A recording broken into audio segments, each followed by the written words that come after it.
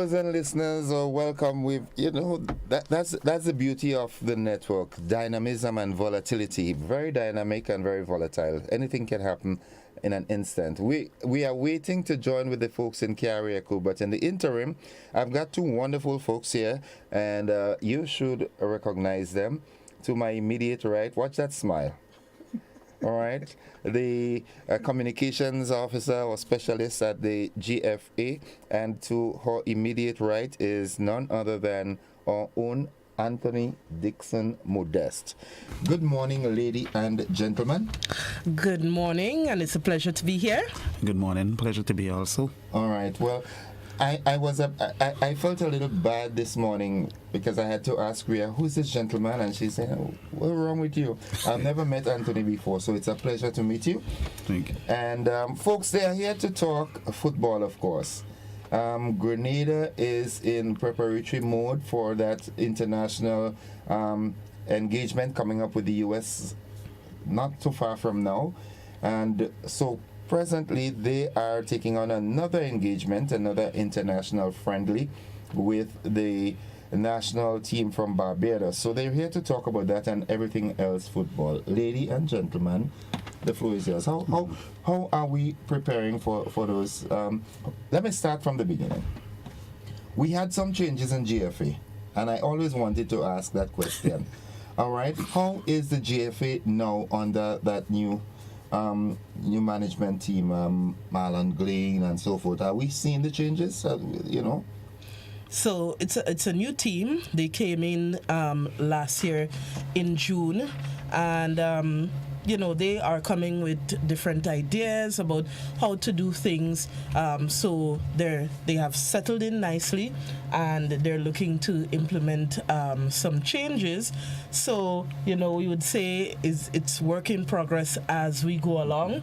But if you follow our social media, you will see all that has been happening in terms of training of our coaches, our head coaches, our technical directors, C license courses, women's football coaching courses. So a lot has been happening, and we continue with a busy year. Right. Yeah. I personally am starting to hear people in my community talking football again.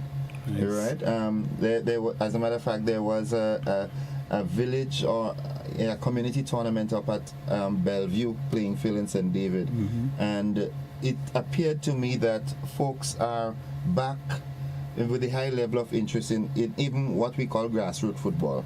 On afternoons you would see folks rushing from work to come to the pasture and so forth, and I think that augurs well for football. It seems as though football is now well, I wouldn't say no to sort of bash anybody, but football is on the right trajectory at the moment. Yes, and the interest is back because during COVID, you couldn't make contact. Sports had to be halted, and now it's back. The interest is coming back slowly but surely, and we've seen competitions all over the island, and then the GFA is also doing its competitions. So it's a nice return to football.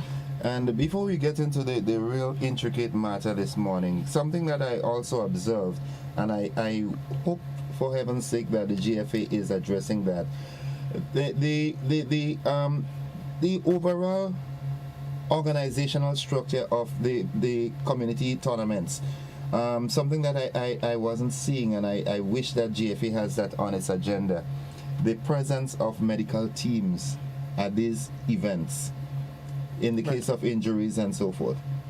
Right, and that is a concern that has been around for a while, but the GFA has addressed it in a number of ways. One of the ways is training of the staff or the team members of the different teams. There was medical training for first aid. So we encouraged the clubs to, get their medical kits, work with medical, people in their community who have that type of training. So that's one of the ways, but it continues to be a work in progress, but of course at our international games, and so that is a requirement. So we always have that, but yes, we do know that is a situation that has to be looked at. Yeah, because in a conversation with our risk management, a disaster management specialist, Sylvan McIntyre, a couple of weeks ago, he was intimating the fact that should be part of any event, a medical presence. But in any case, we didn't come here to talk medicine, all right? We come to talk football. I just wanted to, get a kind of glimpse as to where we are going with football. So, Barbados is on us. It's just a matter of days before we have our first encounter. I think it's in 4. Yes. Yeah, right? So, as I said, it's excitement because we have our CONCACAF Nations League match against the USA. Now, people would have seen the USA in the World Cup, and we have to face them on March 24th, right here at the stadium at 8 p.m. And that's only the second time in history that will be happening. So, we have to prepare. The team has to get time to play together, to gel, to have on the field experience. So we have our international friendlies against Barbados, and the first is Wednesday 22nd February, and that's at 7 p.m.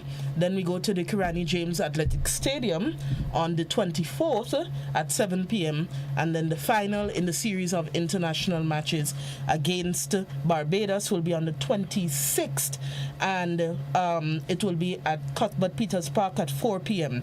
So the choices of venue, are very strategic, I would say. We want to take football back into the community as much as possible. So henceforth, and also the Cuthbert Peters Park. I am from Pulse. I ain't not know what Progress Park.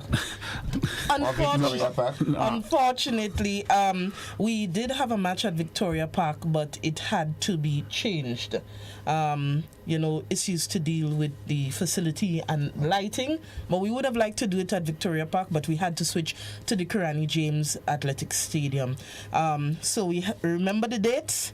Wednesday, we start at 4, then we go to the Grenada James Athletic Stadium on the 24th, and then to end it off at the Cuthbert Peters Park. So we don't have tickets, but admission is at the door, $15 for adults and $5 for children. But I will go over to Nixon to talk about the preparation for the team, because they have been in camp over the weekend. How active are you in football now? Still a bit active. I play the Master Leagues every now and then. I know that one starting pretty soon on weekend coming, so I'll be part of that once time permit. But other than that, you're lending your support and definitely. Anywhere there's football, I'll be there. Okay. So in terms of the team's preparation, how are we going? We have been training pretty well. We started sometime in October, November thereabout. We took a break for the Christmas. We came back first week in January. We more or less concentrated on the physical aspect of the players, getting them fit for the entire month of January, and we have been putting them on the field now tactically, getting their minds right, getting the playing right. The players are excited. We vow to give the locals an opportunity, and we are not bringing in players for this game. Okay. We will not be bringing in players. It's strictly local, and the people of Grenada have an opportunity to see our local heroes. Our local heroes also has the opportunity to impress, to be in the squad on the 24th against America. Now, someone at your level, you must be following regional and international football intently. How would you rate our local players? And I'm not talking the foreign base, the locals. Do you think we've got talent, do we? Yeah, we definitely have talent. As a matter of fact, we had a scrimmage yesterday morning about 7 o'clock, and I was saying to the staff, if we have this group of guys for a 2-year period, every day training in gym, getting them ready, I honestly don't think we may need foreigners at some point, because the talent level is there. It's for the players to be dedicated and ready to do whatever necessary to benefit the country. I would go further and ask, and also make a comment. it is often said, as I witnessed that tournament in Bellevue, we had lateness, players arriving late. And we're talking quality players, right? But they had to arrive late because they're working. Do you think we would ever reach to that stage? I remember a number of years ago when Ari Walker had that team in Grenville where he paid the players. So all they were concentrating on was football.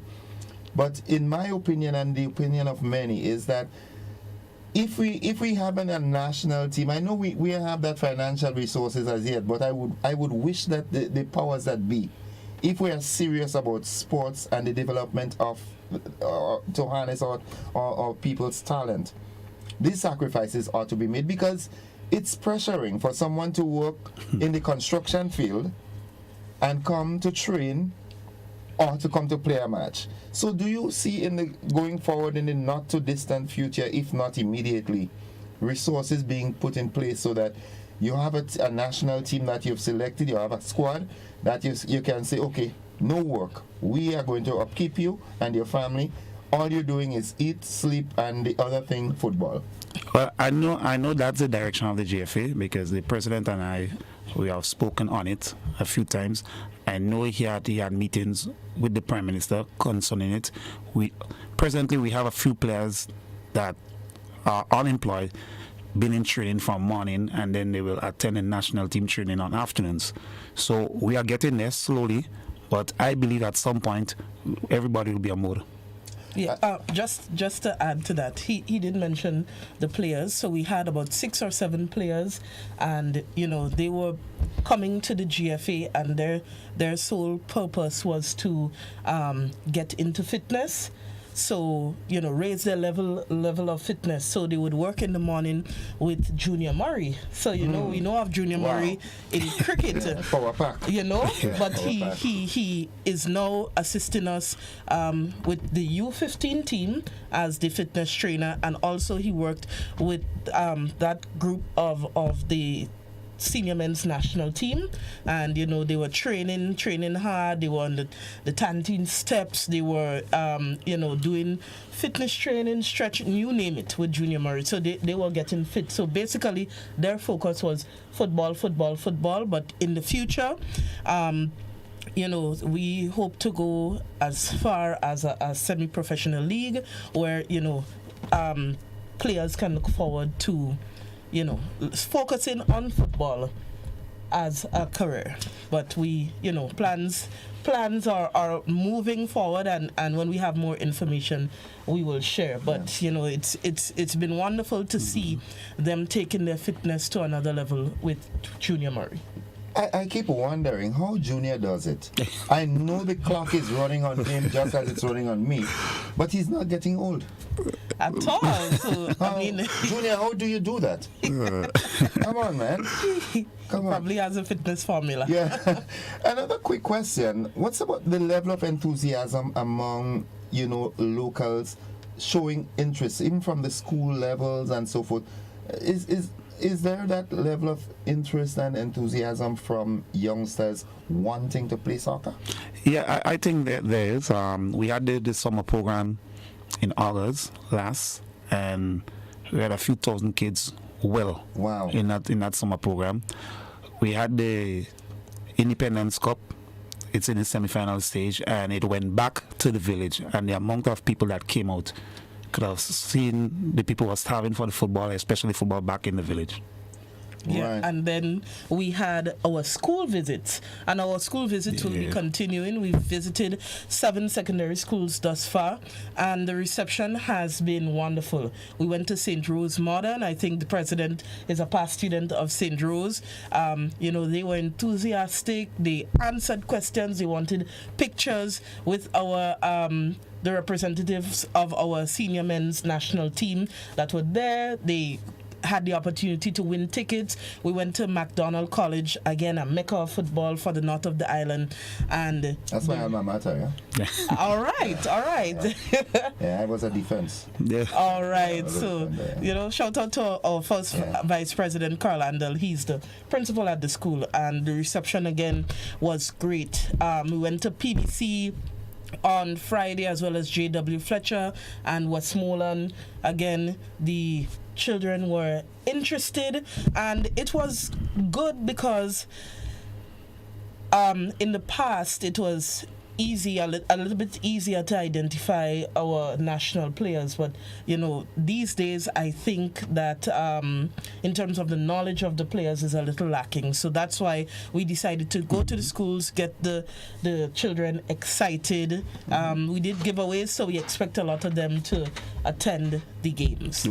We also did a roadshow on Saturday. All right, yes. And not forgetting our motorcade. We had a motorcade around the island on Saturday. Most of the members of the senior men's national team were on that motorcade. We stopped in Guave, we stopped in Victoria, we stopped in Sates. The boys went around, people seeing them, all as a unit. The people wanted to take pictures. There were children taking pictures, and we also did some ticket giveaways for the Barbados friendlies.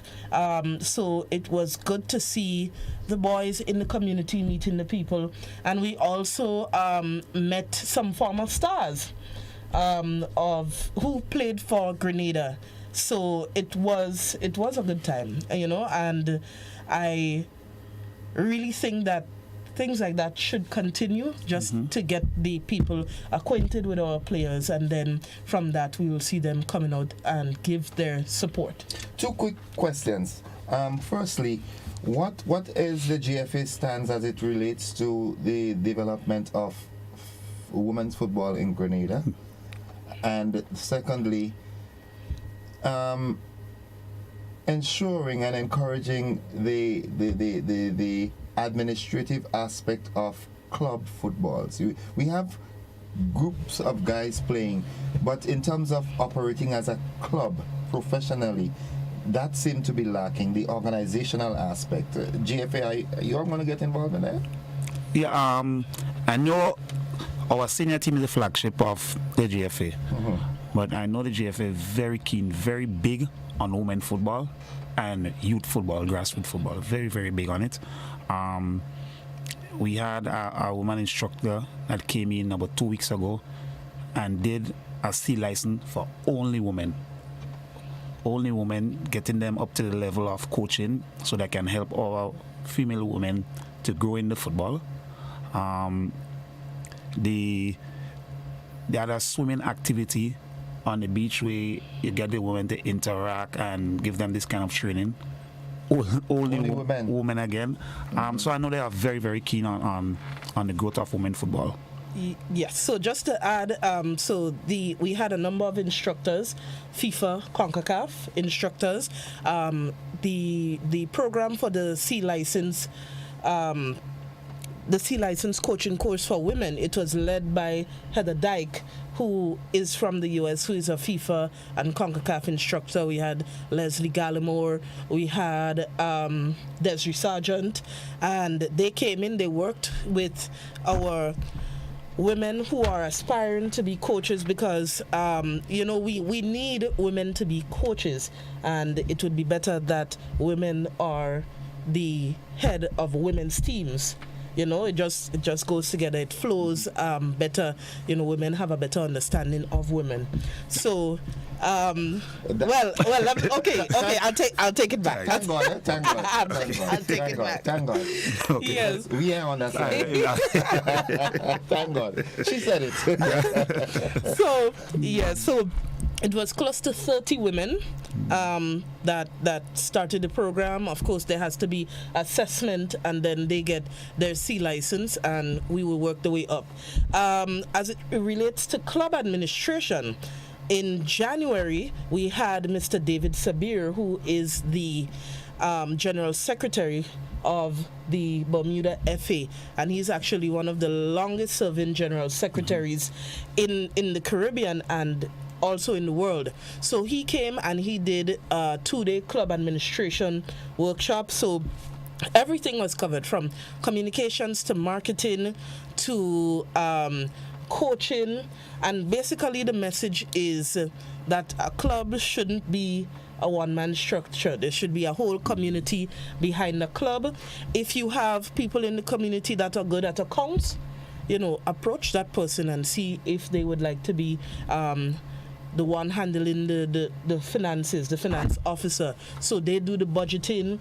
They also can present a financial report at the end of each month or at the end of a year. Someone who is good with communications or social media can now become your marketing and communications person. And, just things like that. But the sense of community behind the club, looking at your resources and looking at the things that you can do. Also engaging players. You can engage your players to take up certain roles. Players that are on their way out, you can look at having them trained to become the grassroots coach. These are all things that were looked at during the session with Mr. Sabir, and the participants were very thankful. Some things they knew already, some things were new, and it was indeed a great session. And that, having said that, that has a multiplier effect in that it gets communities closer together. Yep. If you have members from the community being actively involved in the club structure, it creates a kind of unity, kind of bonding sort of thing. So it has a multiplier effect. So that's a great thing. We've exhausted our time. So before we run off, Barbados schedule for the clash with Team Barbados. All right. So the schedule: Grenada versus played Barbados in a few years. So come out. This will be some competitive football, great football. We start on Wednesday, February 22nd at 4 in St. Patrick's. That's this Wednesday, folks. This Wednesday. And at 7 p.m., then on the 24th, that's Friday, we go to the Grenada James Athletic Stadium from 7 p.m. And then on Sunday, the 26th, we're at Cuthbert Peters Park in Guave from 4 p.m. So we have 3 international friendlies with Barbados coming up, and then that's in preparation for Grenada versus the USA. History in the making. Only the second time ever on home soil we have faced the USA. The last time was in 2004. I'm not sure if you were in the old stadium then, and the scoreline was 3-2 in favor of the USA, but we gave them a run for their money. So we are looking forward to an even better performance against the USA, March 24, Grenada James Athletic Stadium, 8 p.m. So lock down that date in your calendars, and we are looking forward to, great and wonderful football. And I'll just make an announcement, a little exclusive, if you would, for the GBM. Well, of course. After Barbados, we have international friendlies coming up with the St. Lucia senior men's team, and also the La Joqueta Rangers team, a semi-professional team out of Trinidad. So more preparation before. And all that would be before March 24th. Yes. So can I do a pre-mitigation here? We at La Suggest, we have a nice park too, lights and everything. Give us some consideration.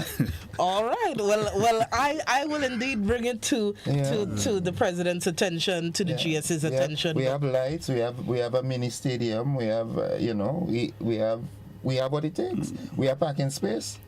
All right, so we will consider it, and we have a very capable man here in charge of the senior men's national team. You know his history, so I'll leave the final word to Nixon. Before he gives the final word, the engagement with the US, are we bringing in foreign nationals? We will bring in a few players. We're not sure the amount yet. We are looking at the present squad. That's where we're giving them the game, and wherever we need to strengthen, we will definitely strengthen. Okay, all right.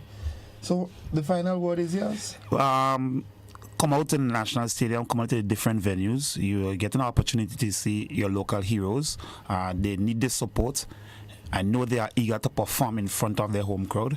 Come out and give them full support, and I personally believe, the staff believe, they will deliver on the day.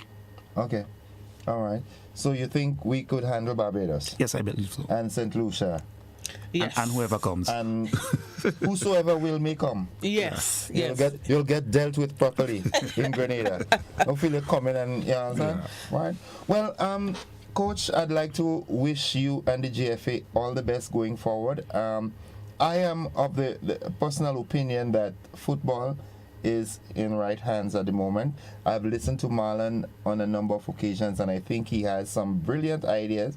He has the passion for the game, and most importantly, what I have observed is that he has people, especially young people, at heart.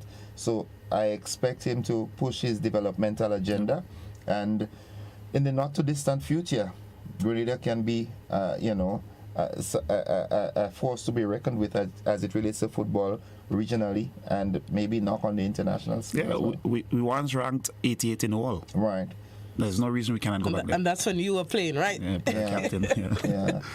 So, folks, you've heard it. I've been speaking with Ms. Ria Murray, the communication specialist at the GFA, and our own football icon, Anthony Dixon Modeste. Nixon. Nixon, Yes. right? Dixon. Why Dixon come on my head? And again, Ria, thanks for letting Anthony and I know that only women could understand women. Yes. Wow. Are you going to hold that against me? Well, no, that's the truth. We don't. Folks, thank you for being a part. We've got to, we are trying to engage the folks in Carriacou to bring that coverage as we had promised. We were having some little connectivity issues, but I think by this time we should have it ready. So, see you on the flip side. Bye-bye for now. Thank you. And Thank you. I will be in which one? Maybe the one in the stadium. All right? The encounter with Barbados. So you're not going to Fur? I live in Corinth in St. David. Oh, you live in Corinth. Yeah. Okay, right. I live in Corinth. The football will spread because remember we went Caracou, so it will spread. Yeah, and that's another thing. I want to. Anything that happens on the mainland, even if it's at a smaller scale, I would like to see it happen in Carriacou as well. Yes. Don't leave them off. Actually, just to let you know, the women's C license course, we had a participant from Carriacou and also from Petit Martinique. That's good. That's good. All right. So, folks, we've got to wrap it up. Thank you for being a part. We'll see you on the flip side. We've got a commercial break coming up. And once again, thank you, Ria. Thank you, Anthony. And all the best. Thanks, Evan. Thank you.